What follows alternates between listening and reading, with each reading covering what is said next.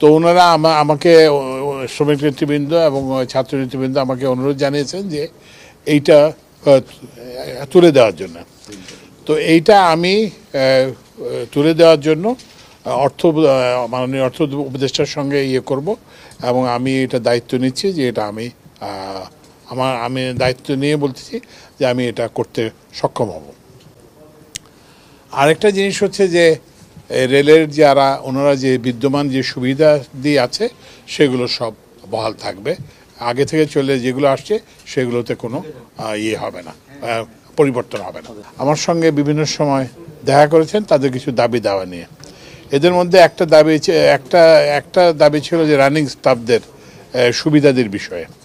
তো এইটা আমরা অর্থ বিভাগের সাথে অর্থ মন্ত্রণালয়ের সাথে টেক আপ করি এবং অর্থ মন্ত্রণালয় কিছু সুবিধা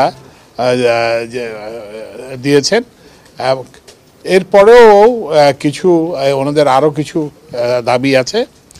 তো অর্থ মন্ত্রণালয়ে যে সুবিধা দেওয়া আছে সেখানে বলা হয়েছে যে মাইলেজের সুবিধাটা এক মাসের বেশি হতে পারবে না।